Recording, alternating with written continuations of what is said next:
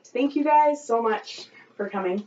I really appreciate it. I'm very excited about the topic I'm going to talk to, and I think it's something that's been very relevant in all of our lives. All of us here have at one point played a video game.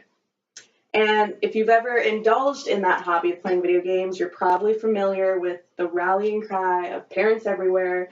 Put that game away, you'll rot your brain, you'll waste your summer.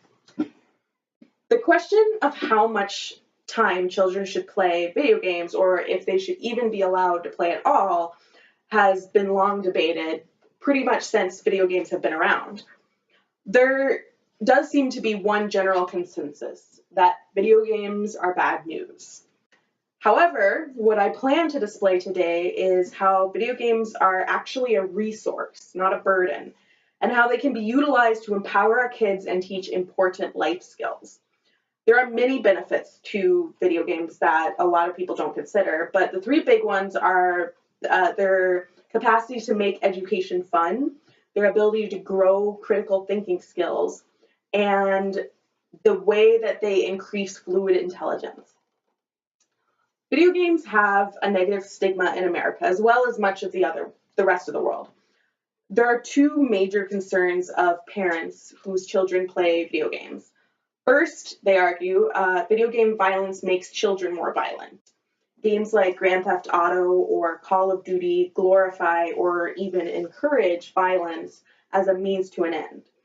The second major concern is the belief that when children play excessive video games, they'll become lazy. But here's the thing about that. There isn't actually any scientific data to back up those statements. There's been multiple studies done, but the data actually suggests the opposite. Video games are actually making our kids smarter. In June 2011, Gabe Zickerman took the TED stage to argue for the merits of video games and explain the ways they help make kids smarter. He also debunked the idea that video games increase violence, citing various different studies that have been done that shown that violent games do not actually make children more violent. This connection has never been proven in a scientific study. It is possible, Zickerman concedes, that if your child already has a violent disposition, it can make that child more violent, but it's not going to create this violent desire out of a child. And Zickerman, and I agree with him, would argue that the benefits far exceed negative effects. Building multitasking skills is one of the most obvious gains. Today's kids are not only utilizing hand-eye coordination when playing video games, but they're focusing on chatting. They're managing both long and short-term objectives within the game.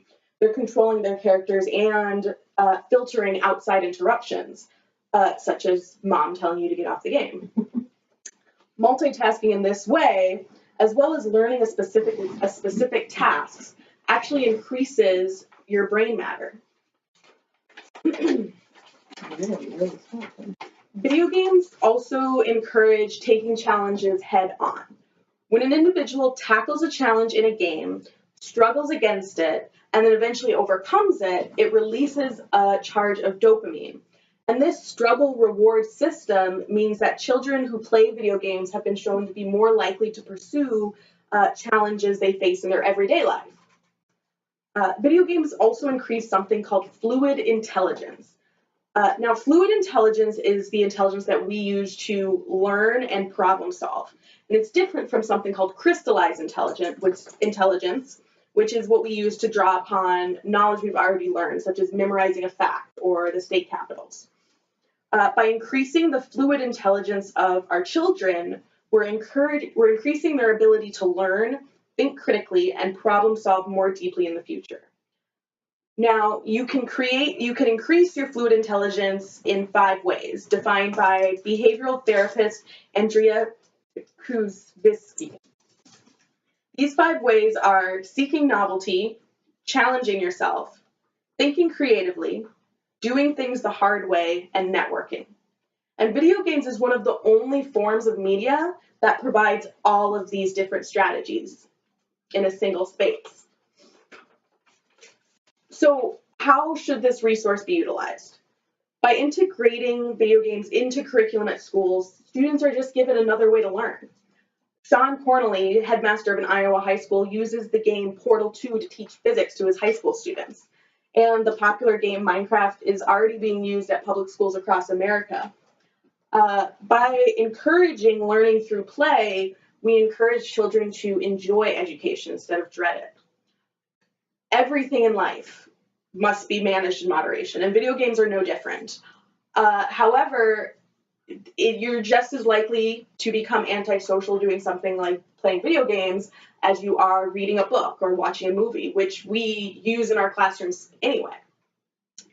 I think it's time to end the witch hunt against this media and stop blaming it for a multitude of problems with little to no basis on fact.